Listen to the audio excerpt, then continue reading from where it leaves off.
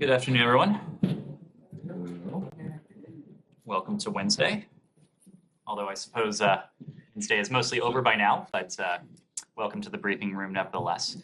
A couple items at the top. First, as a result of the evolving health and security situation in Haiti, Assistant Secretary of State for Western Hemisphere Affairs Brian Nichols is leading a high-level U.S. interagency delegation to Haiti today to discuss urgent humanitarian needs in the country. The United States notes with great concern the growing cholera epidemic and the prolonged gang-imposed fuel blockade. We are in receipt of the government of Haiti's appeal for urgent international armed security assistance to address the current humanitarian crisis in Haiti, and the Secretary General's letter urging support for such a force. We are currently reviewing this request in coordination with international partners.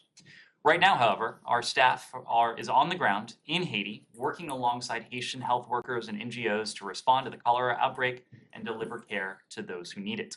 We will accelerate delivery of additional humanitarian relief to the people of Haiti. The United States government recognizes the role armed gangs and criminal actors play in disrupting the free flow of fuel, humanitarian supplies, and life-saving services for the Haitian people. As a friend of Haiti, the United States government is accelerating our diplomatic, humanitarian, and security response. We are coordinating with international partners as well as within our own government to increase security assistance that will facilitate the movement of humanitarian relief. We will do our part, bilaterally and multilaterally, to hold accountable criminal actors who impede the provision of humanitarian assistance. Building on UN Security Council Resolution 2645, we have drafted with our close partner Mexico a resolution proposing specific sanctions measures against individuals who support and or engage in acts of gang violence, corruption, and human rights abuses in Haiti. These measures also serve to enable the international community to address the many challenges facing the people of Haiti. Earlier today, Secretary Blinken also took steps to impose visa restrictions under Section 212A3C of the Immigration and Nationality Act against Haitian officials and other individuals involved in the operation of street gangs and other Haitian criminal organizations. Such actions may also apply to these individuals' immediate family members. At this time, the department is identifying an initial group of individuals and their immediate family members who may be subject to visa restrictions under this policy. With these visa restrictions, we are sending a clear message that those providing support to Haitian street gangs and other criminal organizations through financial and other forms of material support, including facilitation of illicit arms and narcotics trafficking, along with their immediate family members, are not welcome in the United States. The United States will continue to monitor the situation in Haiti to determine if further visa restrictions are necessary. As the situation in Haiti worsens, the time has come for political leaders in Haiti to put aside their differences to find a path towards sustainable peace. Assistant Secretary Nichols will urge Prime Minister Henry, members of the Montana Group, the private sector, and civil society to develop consensus on a path forward that will lead to the reestablishment of democratic institutions, free and fair elections, and economic prosperity for the benefit of all Haitians. The United States stands with the people of Haiti and their desire to see an end to the political impasse and prolonged violence that have aggravated the humanitarian conditions for many innocent people. And finally, tomorrow we will welcome Mexican Foreign Secretary Marcelo Ebrard, Security Secretary Rosa Isela Rodriguez, Attorney General Alejandro Gertz, and other senior officials from the government of Mexico to the State Department for the 2022 U.S.-Mexico High-Level Security Dialogue. Secretary Blinken will co-lead the dialogue, and U.S. Attorney General Merrick Garland, Secretary of Homeland Security Alejandro Mayorkas, USAID Administrator Samantha Power, and other senior U.S. government officials will join the Secretary in welcoming their Mexican counterparts to discuss the implementation of the U.S.-Mexico Bicentennial Framework for Security, Public Health, and Safe Communities as adopted during the 2021 High-Level Security Dialogue hosted in Mexico City. Secretary Blinken will also meet bilaterally with Mexican Foreign Secretary Ebrard and host a joint press availability at the conclusion of the dialogue. We remain committed to working with Mexico as sovereign, equal partners to better protect the health and safety of our citizens, prevent criminal organizations from harming our countries, and upholding human rights while bringing criminals to justice. With that, happy to turn to your questions. Thanks, Ted. Just two very brief logistical ones. The press conference tomorrow is just going to be Foreign Secretary Ebrard and the Secretary, or is Attorney General Garland and their counterparts? The fuller cast will take part tomorrow, yes. Okay, so we can expect questions on a very wide range of issues. And then, because you mentioned Mexico and the Security Council resolution, how much, if at all, do you think that Haiti is going to be a topic of discussion? Or is that something that you've already worked out and so it doesn't need? No, Matt, it will be a topic of discussion. We have worked very closely with Mexico on the challenges that the people of Haiti are facing at the moment, owing to gang activity, owing to crime, owing to violence, owing to the growing cholera epidemic. As you know, we've worked with our Mexican partners in the UN context on the existing Security Council resolution to ensure that those criminal and other actors who are in large part responsible for the suffering of the Haitian people are held accountable and face appropriate consequences. We had good discussions with our counterparts, our Mexican counterparts in Lima last week. As you know, the Secretary co-chaired a meeting with Canada and with Haiti under the OAS auspices on the challenges that the people of Haiti are facing. We did have an opportunity to hear from our Mexican partners there as well, but I do expect that Haiti will be a topic. And then just on the broader migration issue, no doubt you have seen reports from yesterday about the administration considering a new plan for Venezuelan migrants and offering them the same parole process that Ukrainians, for example, have. Whether or not you want to discuss that plan, which I understand is not fully baked yet, but is this a topic that you also expect to come up? I do expect migration to be discussed with our Mexican partners tomorrow. As you know, DHS Secretary Mayorkas will take part. His counterpart will take part in addition to Foreign Secretary Ebrard. So I do expect the challenge of migration in our hemisphere to feature in these discussions, just as they were a feature of our engagement in Lima last week. As you know, the Secretary in Lima took part in a ministerial focused on migration, focused on follow-up from the Summit of the Americas, where we met with those countries that have signed on, those 20 other countries, 21 total countries that have signed on to the LA Declaration. It was an opportunity for them to review the 3 pillars of the LA Declaration, and more importantly, to demonstrate the progress that these signatory countries have been able to achieve in the months since June, when the LA Declaration was initially signed and came into force. I imagine many of our fact sheets may go to your spam folder, but we did absolutely we did ensure that they all go directly to my VIP box. I would commend to you a fact sheet that we issued last week in the context of this ministerial, because it was meaty, it was long, but it was long for a good reason. There have been a number of steps that these 21 countries have taken since June to realize the ambitions that the LA Declaration puts forward. And that's the real point for us. The LA Declaration was and is historic in the sense that it was the first time this broad collection of countries have come together around a common framework for migration in our hemisphere. But perhaps more meaningfully, it has been the blueprint for action. And in the few short months since June, we have seen really tremendous action, many of which were delineated in the fact sheet we put out last week. Andrea. Ned, the president said last night that he agreed that the relationship with the Saudis has to be recalibrated, not given what their decision was on OPEC plus, especially with the implications for Russia.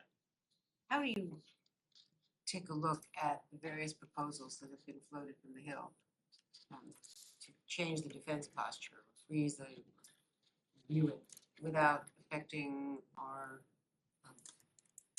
situation vis-a-vis Iran? Well, that's precisely what we're doing. We're taking a look.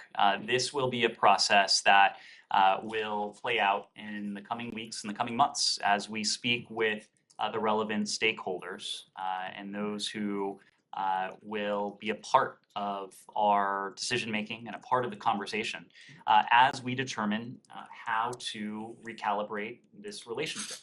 There are a number of members on the Hill who have very strong opinions in terms of what the U.S.-Saudi relationship should look like. We want to make sure that we are hearing those ideas and those proposals directly from them. We want to ensure that we understand those initiatives, those proposals, as well as their implications. We also want to make sure that we're consulting closely with other stakeholders as well as other countries, partners in the region and around the world.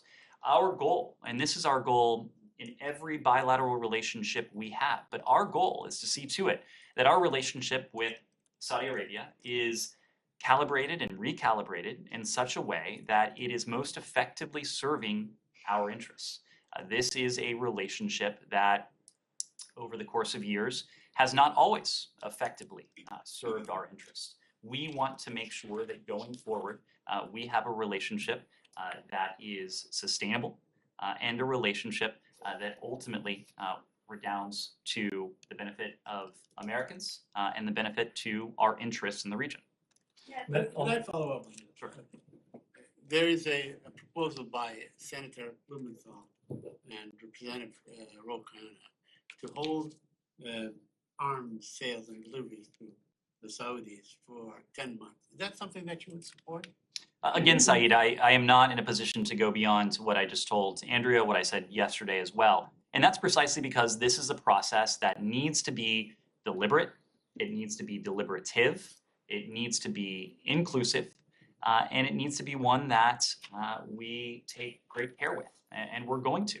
This is a process that will play out over the course of weeks and months. There are a number of proposals, some of which have been floated publicly, some of which have been conveyed privately. We want to make sure that we are familiar with them, that we understand them, we understand the implications of them, and that we have an opportunity to speak with stakeholders on the Hill and elsewhere. So how Now- such a relationship that was so strong, such an alliance that was unbreakable almost, move from being so strong to something like we have today. I mean, totally,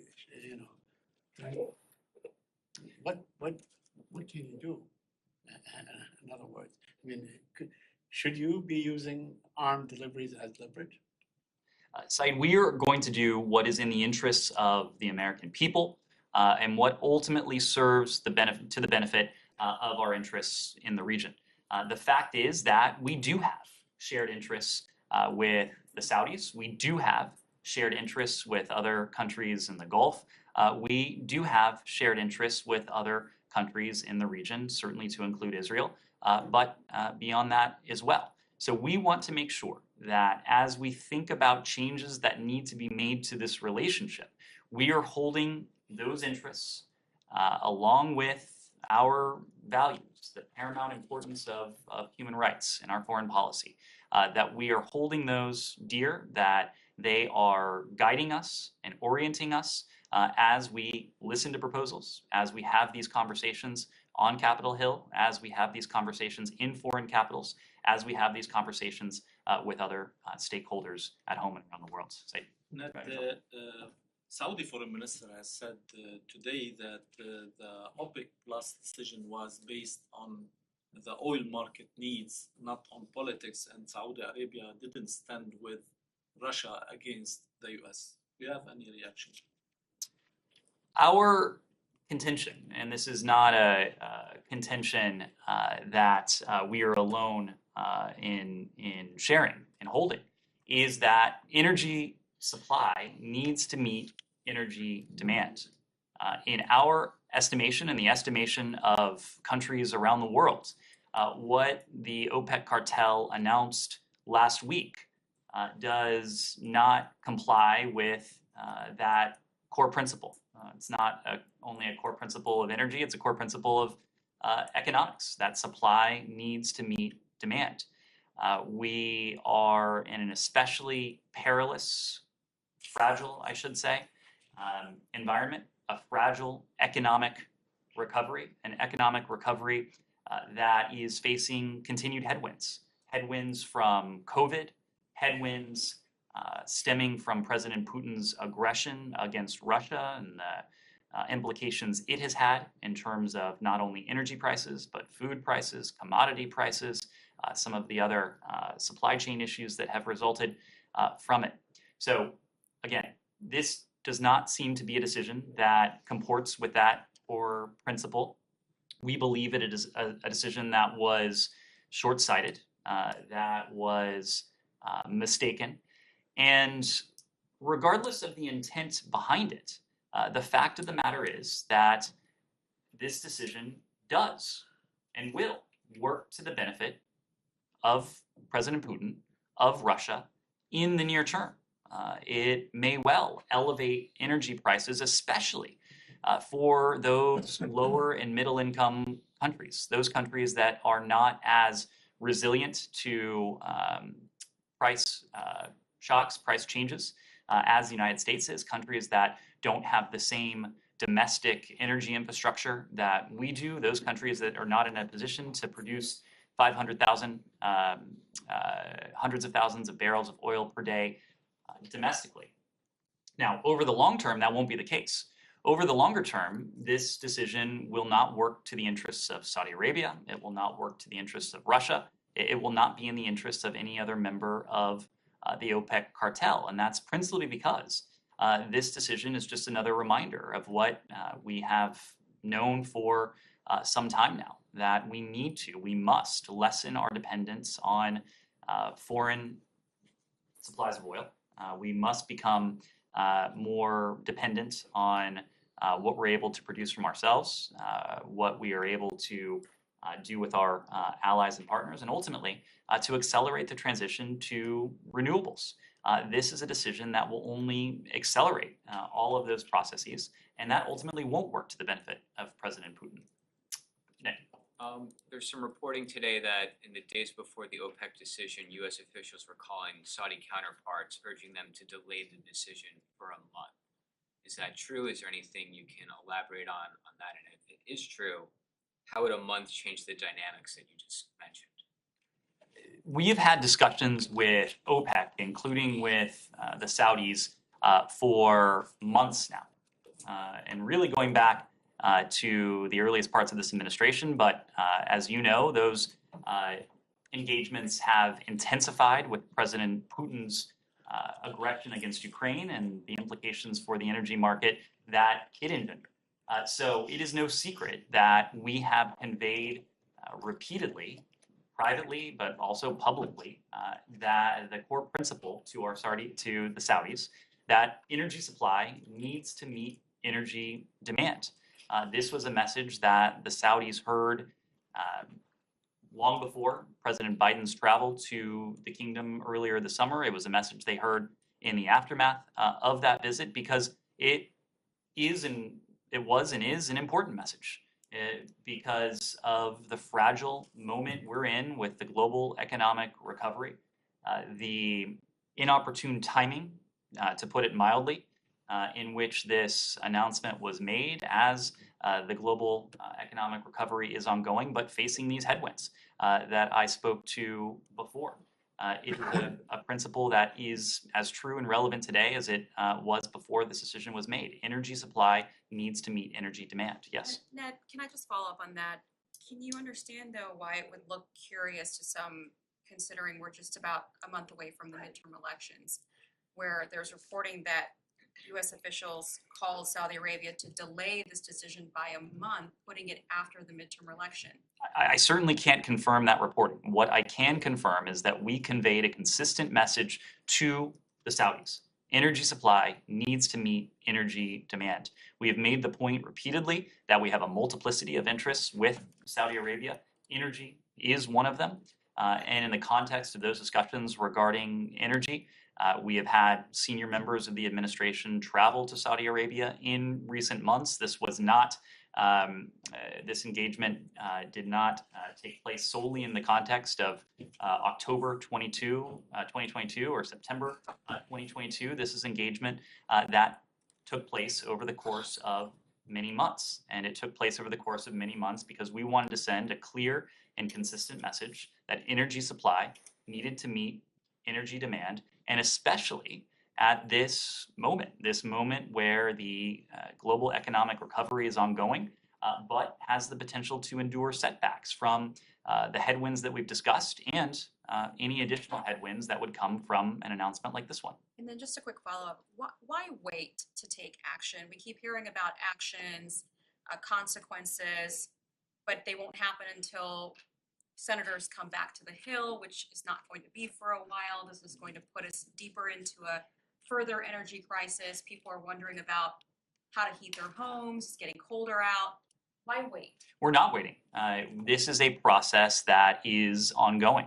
We want to make sure that this is a process that is deliberative and deliberate, but also inclusive. And by necessity, this will be a process that will take some time. But I don't want to lend the impression that we are sitting on our hands, that we are waiting for anyone to return to Washington, that we're waiting on any external factor. We are engaging, we will continue to engage, but we'll also be deliberative and take the care that a decision like this deserves. So what is the timeline? Because the president did say on camera today that he would want to wait until the senators came back to Washington. So what is the timeline here? Weeks, months? I would say both. This is a process that will play out over the course of weeks and months. This is a process that needs to be over the course of weeks and months because we want to hear those perspectives. We want to understand the proposals. We want to understand the implications. We want to hear the perspectives of other stakeholders. We want to consult with partners around the world as well. And what if the balance at the Capitol or in the Congress changed in November? This is something to us that transcends politics. This is about core national interests. And those core national interests don't depend on who's in the Capitol. They don't depend on domestic politics here at home. These are interests of ours that are enduring and that will be the same a month from now as they are today. Jenny. Thank you. I have two questions on Korea, and first question is North Korea. North Korean leader Kim Jong-un said that it is not afraid of any sanctions imposed by the United States. Are there any sanctions that could really hit North Korea, or are you considering secondary boycott sanctions?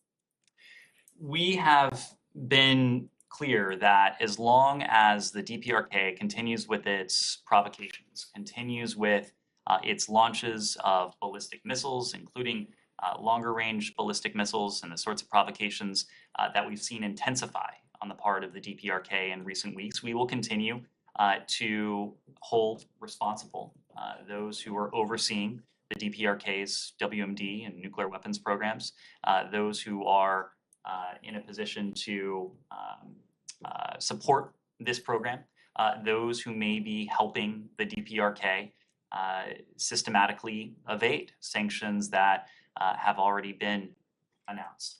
This is something that we are doing with our own authorities, and just within recent days, we've announced additional sanctions targeting the DPRK's WMD and ballistic missile programs. But it is also something that we will continue to discuss with our allies and partners, including in the Indo-Pacific, with our partners in New York and our partners around the globe, to see to it that we are doing everything we can to hold accountable those who are placing their WMD programs over the welfare of the people of the DPRK.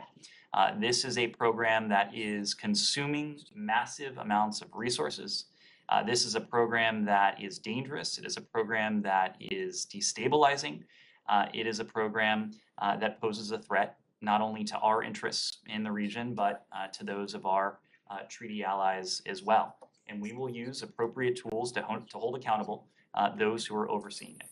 So one more quick, regarding the joint declarations on the denuclearization of the Korean Peninsula, which the two Koreas, I mean South Korea and North Korea, agreed to.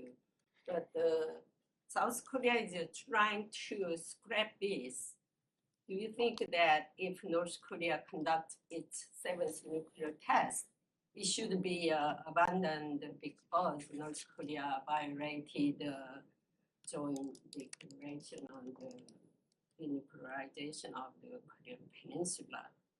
I will leave it to our ROK allies to speak to their policy and to speak to any potential shifts in their policy if there is a seventh nuclear test. For our part, we have made clear ourselves, we've made clear bilaterally with our South Korean allies, we've made clear trilaterally with our South Korean and Japanese allies that there will be additional costs imposed on the DPRK if it goes forward with the seventh nuclear test. If the DPRK has the erroneous belief that the types of provocations that it has mounted, especially in recent weeks and recent months, give it any additional leverage, the consequences that it will bear from the international community will prove once again that is not the case. The provocations that we've seen from the DPRK have only further isolated the DPRK regime. They have only made it the object of condemnation, certainly have not afforded it any additional leverage. And if the DPRK were to go forward, there would be significant additional costs imposed on it. So if South Korea is trying to scrap this, the United States support their actions? I will leave it to our South Korean allies to speak to their policy. Alex. Thanks. I have a couple of questions involving Russia. Let me start with the new national security strategy. How do you want us to read this strategy when it comes to the Russian threat? Is Russia posing the, let's say, most dangerous threat against the U.S. and its allies right now, in comparison with the guidance that we saw earlier this year? In comparison with the national security guidance that you laid out earlier this year? and I don't want to go too far into this, of course, because the National Security Advisor is, I believe, at this moment offering remarks on this national security strategy. But what this strategy does, rather than provide an extensive accounting of every single challenge or opportunity America faces, it really touches on our plans in every region of the world and outlines how we will seize what it calls a decisive decade to advance our vital interests. It does lay out a couple strategic challenges. It makes the point that strategic competition between major powers to shape the future of the international order is a decisive force. It makes the point that while we recognize this competition between major powers, people all over the world are struggling to cope with the effects of the shared challenges that know no borders, that cross borders, that are by their very definition transnational, whether that's climate change, whether that's food security, whether it is communicable disease, terrorism, energy shortages, or inflation. And the strategy makes clear that shared challenges like these, oftentimes, while they have oftentimes been relegated to the sidelines, these are not marginal issues that are secondary to geopolitics.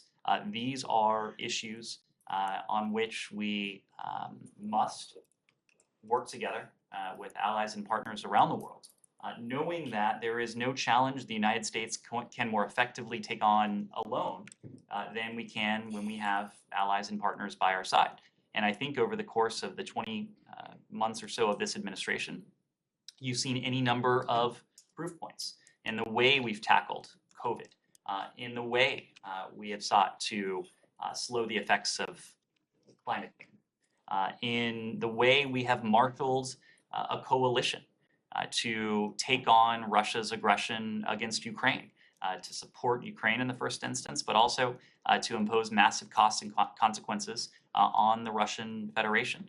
That is a model that can apply to the strategic challenges we face, but it is also a model we can and will continue to apply to the shared challenges we face. So do you view Russia as not like a particular threat that you're facing right now As a as a top national security threat? Well, there is no question that we have spent countless hours focused on the threat that Russia is posing to Ukraine, but more than that, the threat that Russia is posing to the international order. This is not only an unjustified, brutal assault on the people and government of Ukraine. This is an assault, a strike at the very heart of the UN principles, of the UN Charter, of the UN system, of the international order that has undergirded some 8 decades of unprecedented levels of stability, of prosperity, of opportunity for people all over the world, including, by the way, a system that in many ways enabled the rise of a country like Russia. So there is no question that we view Russia's aggression with the priority that it deserves. I think you can see that in what we do day in, day out here.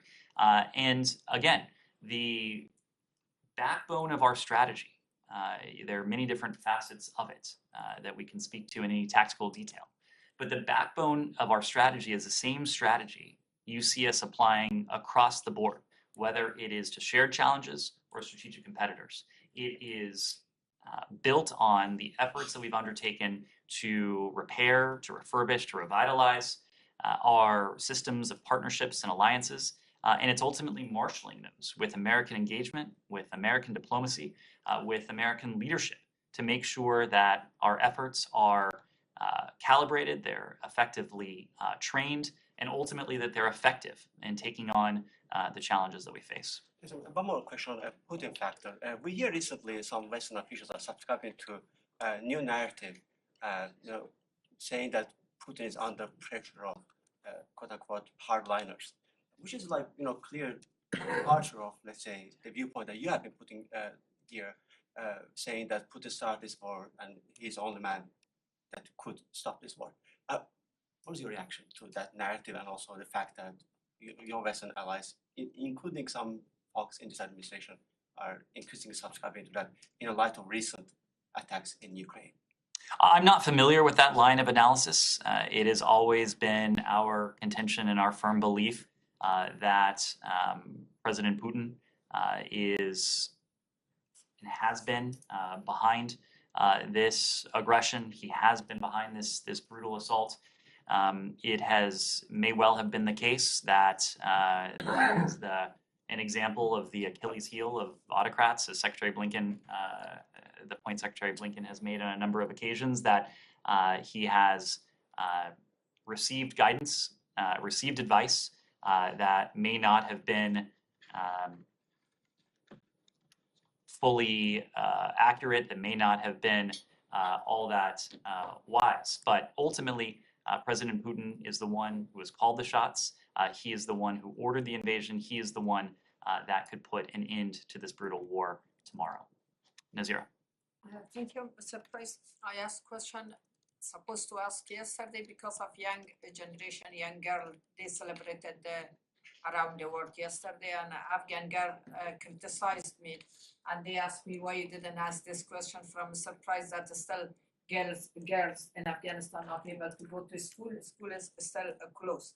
One question. The second question, Secretary Blinken today announced that for Taliban and their family, they bring some change for their visa and their families' visas issue. And number 3, so many Afghan refugees in Abu Dhabi's camps, they demonstrated and they complained because their situation is very bad. They left behind in Abu Dhabi. Big question. Any comment to expedite their case to come to the United States, all those refugees? Sure. Let me take those questions in order.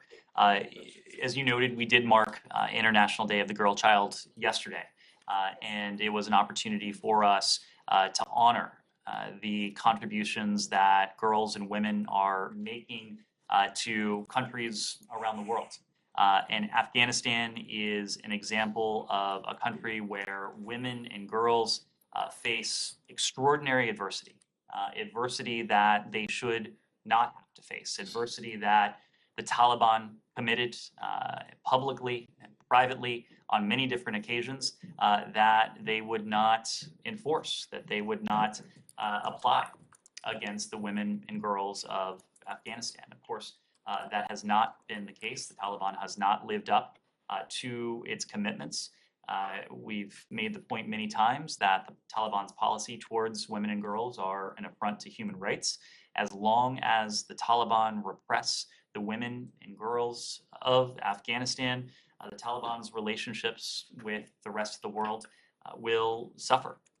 This is an issue that we are discussing with countries around the world, the legitimacy and support that the Taliban seek from the international community depend on their conduct, including centrally their respect for universal rights, fundamental freedoms, and that includes the universal rights that are accorded to women, to girls, to religious minorities, to ethnic minorities, and to all the people of Afghanistan. We've called on the Taliban to overcome whatever impediments exist to allow girls to obtain access to education at all levels, to cease any additional restrictions that impede their ability to move and to study freely, and to honor the commitments that the Taliban has repeatedly made to the people of Afghanistan. We've repeatedly stated that the legitimacy and support the Taliban seeks from the international community begins with the legitimacy they earn from their own people and from the actions that they direct towards their own people. And in unison with our partners around the world, we'll continue to watch the Taliban's actions very closely. We'll continue not only to support the people of Afghanistan with humanitarian support, hundreds of millions of dollars of humanitarian support that has flowed from the United States to the people of Afghanistan since late last year, but also to impose costs and consequences on those Taliban officials who are responsible for what are grievous affronts to the human rights of the Afghan people. We took a step in that direction yesterday with the imposition of visa restrictions on two members, on two senior leaders, and will continue to impose costs and consequences as appropriate. Yes.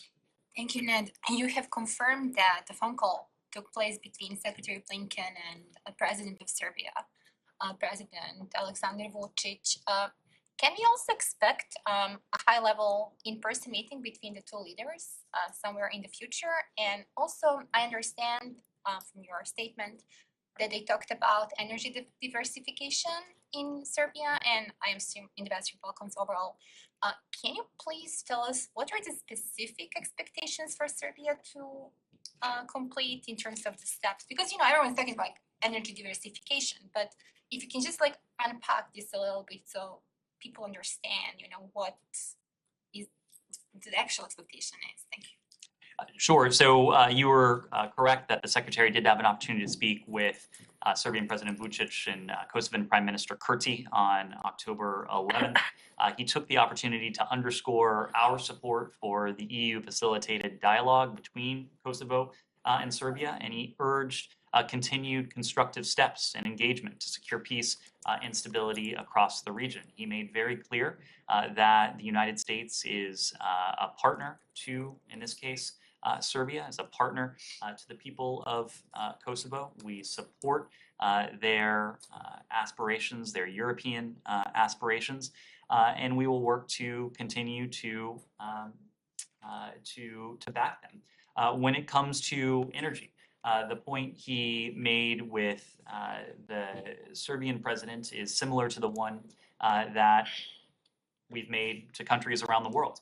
That recent events and recent actions, including those on the part of the Russian government, have only underscored the imperative of increasing resilience to potential disruptions in energy supply, whether they're man-made or otherwise, and to diversify energy so that no country can be held hostage to the weaponization, attempted or otherwise, of energy by any other country or entity. We've seen the implications associated with what President Putin has sought to do throughout Europe, the implications that are being felt around the world. And it's our goal in our bilateral relationships around the world to do what we can to support greater resilience, to support greater diversification, to see to it that countries aren't held hostage to this sort of policy. On the agreement, Let me move around just to people who haven't asked I need to questions. leave for. Okay, very quickly. On the agreement between Israel and Lebanon, the Israeli government has agreed on the agreement. Have you received any answer from them, and what should we expect? So this is a process that will play out over the next couple of weeks. This is a process that in the first instance will take place in the governmental systems and the national systems of Israel and Lebanon. Once those processes are complete, the countries will send to the United States their intent to subscribe to the parameters of this deal. Upon receipt of that, we will confirm to those two countries as the facilitator of this deal that we have received those commitments, and the deal will move forward at that time. Do you feel, Let me move around to yes, sir. Thank you, Nat. On Bangladesh government is very attacking on freedom of speech and freedom of association. At least three opposition activists killed recent days. And US imposed sanction on Rapid Action Battalion, but Bangladesh Prime Minister just returning back from the US mentioned that the RAB, which is sanctioned by the US for serious abuse of human rights, she told that the RAB created by US and US provided training and logistic and arms, and now they are acting for the training they have got from the US. What is your comment on that, about this authoritarian Prime Minister remarks? Well, the fact is that based on credible information implicating the Rapid Action Battalion, or the RAB, in gross violations of human rights, we did end assistance to the RAB in 2018. This was some 4 years ago that we ceased our assistance to this group. And in fact, in December of last year, December of 2021, we sanctioned the RAB, as well as 6 current and former officers under what's known as our Global Magnitsky sanctions regime, in connection with the RAB's involvement in serious and gross human rights abuse. And we publicly designated 2 former RAB officials under a separate authority, 7031C, for their involvement in gross violations of human rights, whether it is in Bangladesh, whether it's anywhere else in South Asia, or anywhere else around the world. We have placed human rights at the center of our foreign policy. And we are committed, likewise, to drawing attention to and putting a spotlight on those who are responsible for human rights violations when they occur. These sanctions and these visa restrictions aim to promote accountability and reform for the RAB and to deter human rights abuse globally. And just as we hold these actors accountable, we'll continue to partner with countries to develop their own capacity to fight crime, to administer justice, and to safeguard the rule of law. Our training to Bangladesh security forces promotes these very principles. And what is your comment about the opposition? Government is attacking on opposition, peaceful demonstration, and freedom of speech and freedom of association. Our comment when it comes to any attack on those who are exercising the universal right to freedom of assembly, to freedom of expression, is the same. People everywhere, people anywhere, have every right to use their voice, to assemble peacefully, to make their aspirations known in a way that is peaceful and respects the rule of law. Yeah, thank you. On the Israel-Lebanon deal, do you feel that this deal mitigates the likelihood of violence erupting between Israel and Hezbollah? Well, you heard from the president about this yesterday. You also heard from the secretary who spoke to this at the top of his bilateral engagement with our Norwegian partners. But this deal will create a region that is more stable, a region that's more prosperous, a region that is more integrated. It showcases ultimately the indispensability of American leadership and American diplomacy. This was the consequence of more than a decade of concerted effort on the part of successive administrations. And this was something that this administration put a lot of sweat into helping to facilitate, not only to advance opportunity and prosperity for Israel and Lebanon, but also to see to it that once fully implemented, the region is better integrated. That ultimately is in the interests of a more stable region, of a region that is potentially less prone to conflict. Now, of course, this deal does establish a permanent maritime boundary, but it doesn't constitute normalization between Israel and Lebanon. It doesn't settle all of the land disputes between Israel and Lebanon. So we will continue to be a constructive force between and with these two countries, and a constructive force in the region more broadly. Let me go south from the Lebanese-Israeli border to the West Bank. For the third day straight, the Israelis are besieging one of the poorest refugee camps anywhere, which is in Shafat, outside the old city of Jerusalem. Today, they basically they killed a young man, 18 years old, who was extrajudicial execution by all accounts and so on. The situation is really deteriorating. I mean, I know there was a meeting between Barbara Leaf and the Egyptian foreign minister, but that is in Cairo, not in the West Bank. What are you doing, basically, to pressure the Israelis, to lean on them, to hold back? It seems that it's all part of Mr. Lapid's election campaign. Saeed, it is an unfortunate reality that the recent period has seen a sharp and in many ways alarming increase in Palestinian and Israeli deaths and injuries, including numerous children.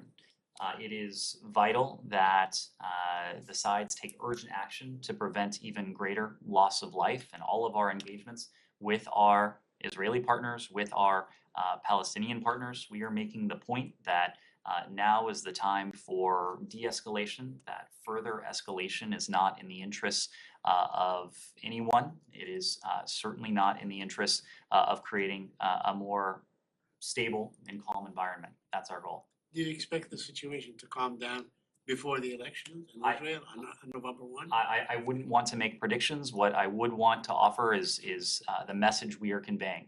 It is a message that is centered on the urgent need for de-escalation so that we can avoid loss of additional life. Andrea. Follow up on Afghanistan. You spoke earlier about, obviously, the steps you're taking about the women and the Taliban. What obligation does the State Department have to some of the SIVs who are still coming back? One family I talked to when we got here in July, just about a year later, and can't get any help. They can't get, this is someone who worked for the State Department and has not been able to get any assistance to live, to get a job, 4 children, high rents.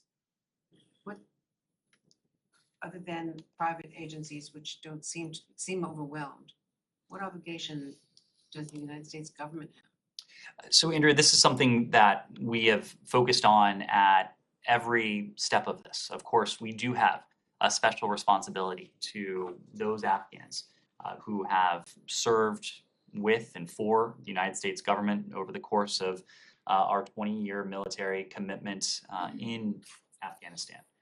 They have been an object of great effort on the part of the department. That was the case before the evacuation from Kabul International Airport last August. It has been the case ever since.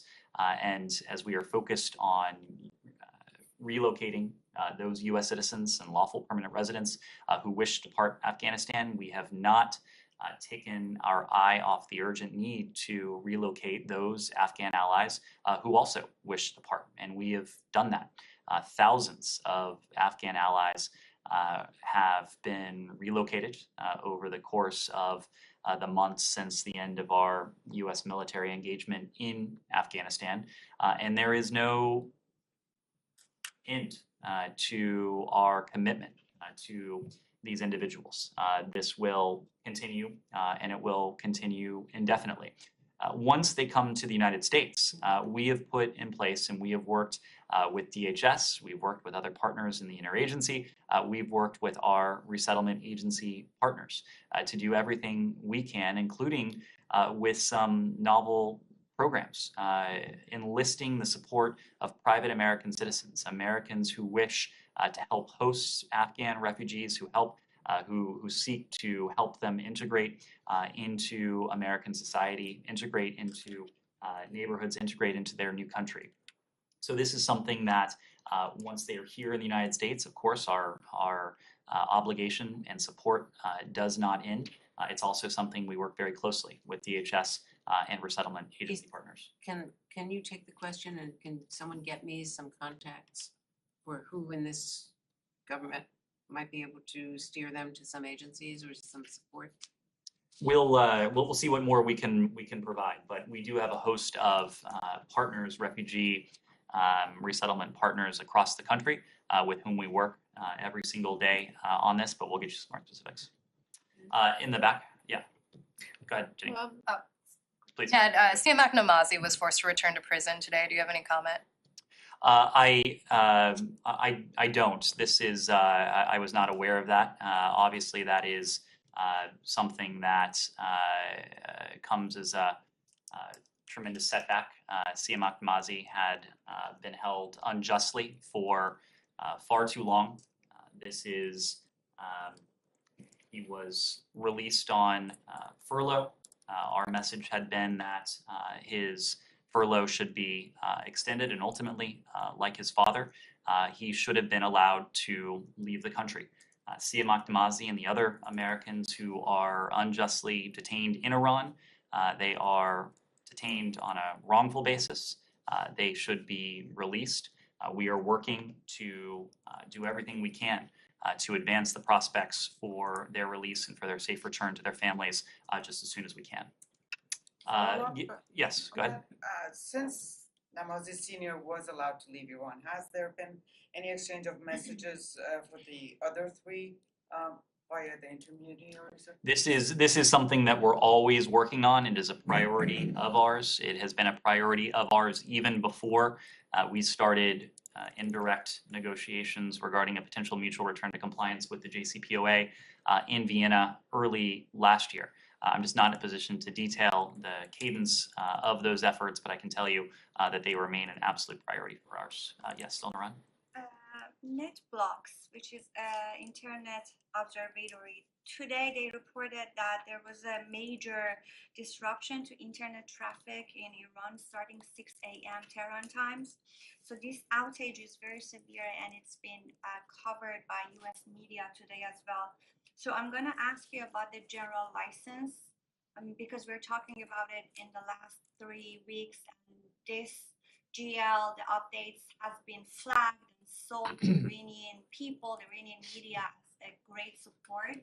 So I think we can verify that today by the very, very big severe outage we are witnessing.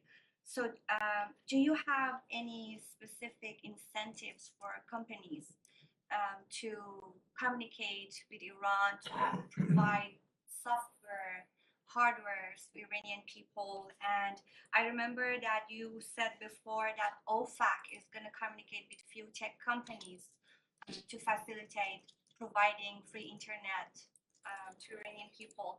Do you have any updates, and do you still believe that GL is really working and supporting Iranians? On the general license, this is a general license that is self-executing, meaning that companies who believe their wares, their hardware, their software are permitted to for export to Iran under this general license are able to engage in those transactions. My point on OFAC and the point we've made on OFAC is that if companies wish to discuss the applicability or potential applicability of the general license to what it is that they seek to export, those are conversations that OFAC will engage in, and OFAC in turn has prioritized review of those companies that have gone to them seeking guidance on the applicability of the general license to their product. What we can say is that since the time of the introduction of this general license, companies have taken advantage of it, that the general license has facilitated the flow of hardware, the flow of software into Iran. We never intended to characterize the general license as a panacea, as a silver bullet. The fact is that the Iranian regime is an authoritarian one. It is one that strictly controls, seeks to control at least, access to and the flow of information between Iranian citizens and between Iran and the rest of the world. There are tools, including some that may be applicable, that may be subject to this general license, that will help the Iranian people access the outside world, that will help the Iranian people express their voice freely and to communicate not only with one another, but also with the outside world. And that is something that it was the core animating principle behind the decision to issue this general license, as it was behind the decision to issue GLD1 in 2014. We are going to continue to do what we can to support the ability of the people of Iran to make their voices heard, to make their aspirations heard and known within Iran and within and with the outside world. We'll also at the same time continue to impose costs and consequences on those who are responsible for the repression, for the brutal crackdown that many of these peaceful demonstrators have been subject to. And also, you notice that our most recent tranche of designations included those who are responsible for attempts to silence the people of Iran, those responsible for taking steps to limit their ability to communicate freely with one another and with the outside world. And we'll continue to impose costs and consequences on And them are as you well. still interested in pursuing the nuclear talks? That's not our focus right now. I think it is very clear. The Iranians have made very clear that this is not a deal that they have been prepared to make. A deal certainly does not appear imminent. Iran's demands are unrealistic. They go well beyond the scope of the JCPOA. Nothing we've heard in recent weeks suggests they have changed their position. And so right now, our focus, just as we were discussing, is on the remarkable bravery and courage that the Iranian people are exhibiting through their peaceful demonstrations, through their exercise of their universal right to freedom of assembly and to freedom of expression. And our focus right now is on shining a spotlight on what they're doing and supporting them in the ways we can. But now, going back to the general license for a second, insofar, and the fact that it doesn't appear to have really helped internet access in Iran, right? I'm not sure. Well, I mean, so there's blackouts all over the place, as she was just saying, and I think it's been well reported that there are. But surely, insofar as it relates to U.S. government policy, supply should meet the demand, shouldn't it?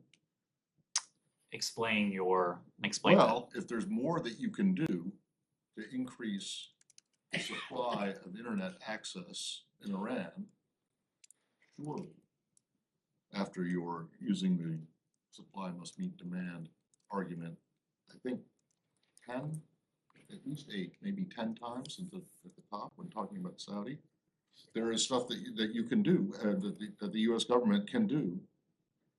To your point, Matt, information and energy are distinct in many ways. I think one of those is the fact that information and access to information is a universal public good. In some ways, you can never have too much information, and perhaps this is making the point that you were seeking to make. But the point I'm making is that we are going to continue to do what we can to support the ability of the Iranian people. The point is that you haven't done anything, or OFAC hasn't done anything since the general license. Well, the general license was issued just a couple of weeks ago. So I think that is an important detail. But we're always reviewing.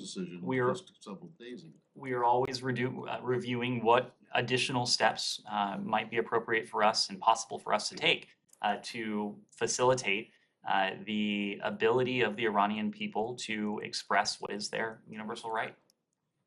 Shannon. Sorry to backslide a little bit to Russia, but we saw yesterday the president said he suggested that he might be willing to meet with Putin at the G20 if he wanted to discuss the case of Brittany Griner. Today, it seems like the White House clarified and said he wouldn't be open to talking about Griner to Putin. Just was wondering if you could say specifically if this administration saw room for top-level dialogue about the case of wrongfully detained Americans in Russia. And also, there's a recent report that Brittany Griner's lawyers say she doesn't appear to be holding up well anymore. Her condition's deteriorating. I was wondering if you've had recent consular access to Griner and if the U.S. shares that same assessment on her condition. Our most recent consular access with Brittany Griner was at the beginning of August. We continue to impart on the Russian government the necessity of consistent and regular consular access to Brittany Griner, but also to all of those Americans who are detained in Russia, whether they are detained wrongfully, as is Paul Whelan and Brittany Griner, or if that designation has not been made. When it comes to the president, he also made clear last night that he has no intention to meet with President Putin. The fact is that we have made very clear that securing the release of Paul Whelan and of Brittany Griner is a priority for this administration. We have demonstrated that in a number of ways, including when Secretary Blinken reached out to Foreign Minister Lavrov for the first time since February 24th to make clear that the U.S. government had put on the table what we've called a substantial proposal and that the Russian government should act on it. If there is a window of opportunity where senior level engagement could advance the prospects of the release of Paul Whelan and Brittany Griner, we will do exactly what we did last time. Secretary Blinken or another senior level official won't hesitate to reach out. In engaging with the Russians, however, we will make very clear that there are bilateral issues that may be appropriate for us to discuss. And of course, Russia's wrongful detention of Brittany Griner and Paul Whelan, that is an issue between the United States government and Russia. But we'll also make equally clear that it is not the role of the United States government to negotiate on behalf of any other country. And that, of course, includes Ukraine. If there is an opportunity for dialogue and diplomacy to bring an end to this war, that ultimately will have to take place between Ukraine and Russia. We are not going to make decisions we are not going to negotiate on behalf of Ukraine or any other country. We'll follow up on Griner. On that topic, On the Griner point. I think when I heard the president last night, he said he would be willing to meet with President Putin at the G20 if it were about Griner, but not about other issues. I just wanted, maybe I misheard him.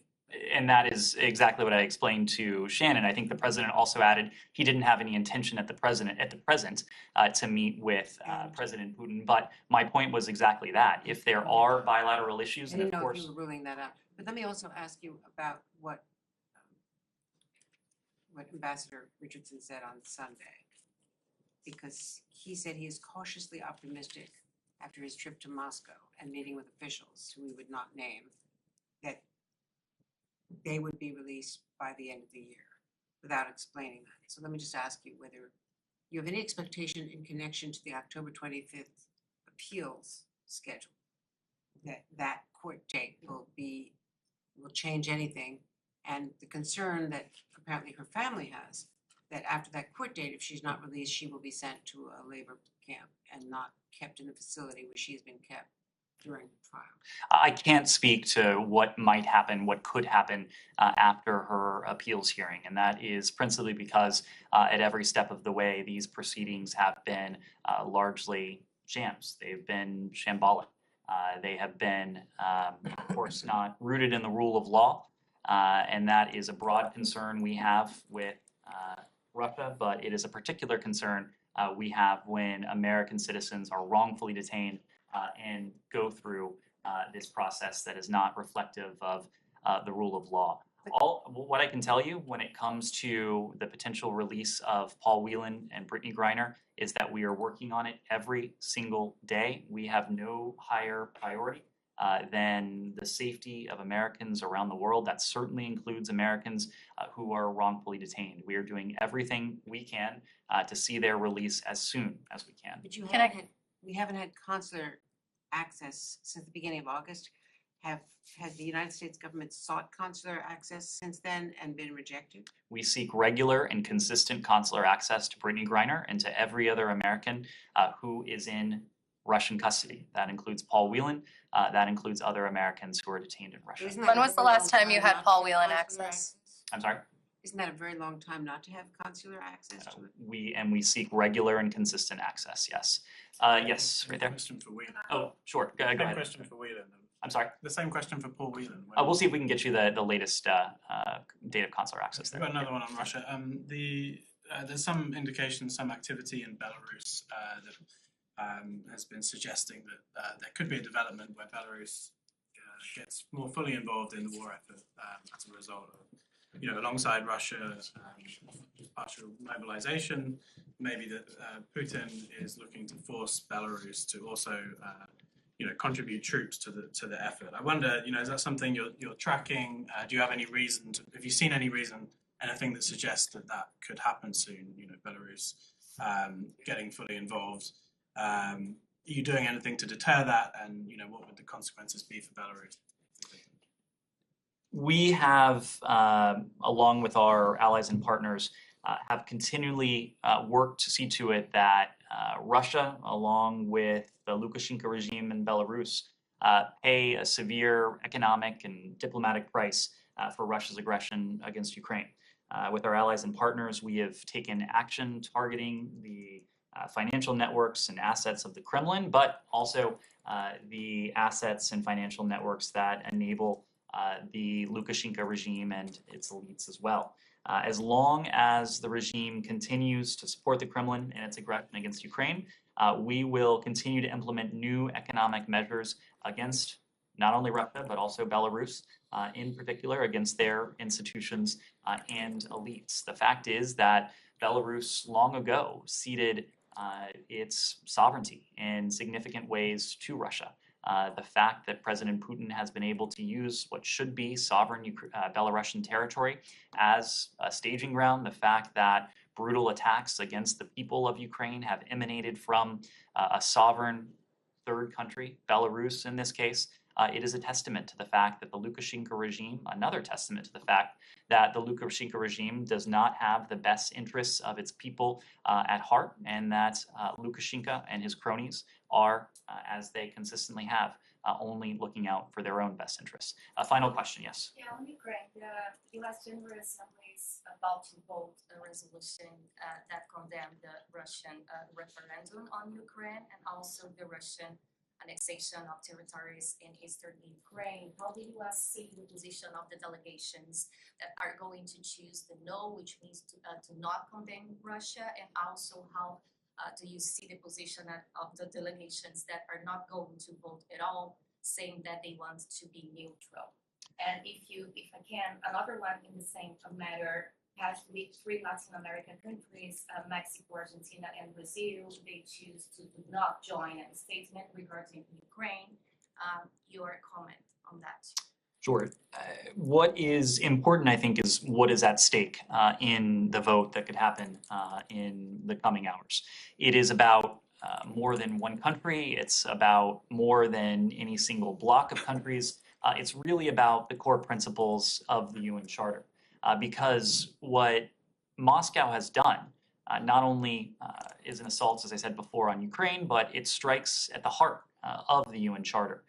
The notion that a country cannot seize territory by force, the idea that a land grab is not something that the world can countenance in the 21st century, underscoring and preserving those principles are really at the heart of this vote. So in that sense, our ultimate goal is to see to it that this resolution is passed, whether that happens today or tomorrow. We want it to become an official condemnation on the part of the UN General Assembly for what Moscow is seeking to do by attempting to annex these regions of sovereign Ukrainian territory. It is a naked effort on the part of Russia to, again, subvert the UN Charter, the UN system, and the principles behind them. And you have to remember that there's a vote in the General Assembly for one reason and one reason only, and that is because only one country voted against this resolution when it was in the UN Security Council. Now that it is before the countries of the General Assembly, we believe it's important that the countries of the General Assembly and ultimately the countries of the UN system offer a resounding consensus, and we expect they will. It is also, I think, important to demonstrate that the world stands against what Russia is seeking to do. So in that sense, the yes votes will show that. But so too will the no votes, and specifically so too will what I think we can expect to be a scant number of no votes. Moscow will almost certainly be isolated. Those countries that vote against this resolution will constitute a rogues gallery of, one might imagine, the countries that consistently seek to subvert the principles of the UN Charter. But I should also add that votes in the UN system, they are an important metric, but they're only one metric. And there have been a number of occasions for countries around the world to voice their condemnation for what Russia is seeking to do, to voice their support for what Ukraine is seeking to stand up to. And over the course of this conflict, over the course of this war, we have seen countries that at first exhibited a greater degree of so-called neutrality, increasingly condemn Russia's use of force, increasingly call for a diplomatic resolution to this conflict. That is important as well. Regardless of what happens in the General Assembly, I think the final point is that Moscow is isolated in the UN system. You saw that in the profound failure on the part of its procedural efforts earlier this week to shield the identity of those countries who will vote in this. You see this in the defeat they received in the Human Rights Council a number of days ago. You see it in the fact that Moscow no longer has a seat on the Human Rights Council. So there have been a number of opportunities for the international community to isolate Russia, to support Ukraine, and we expect this General Assembly vote will be another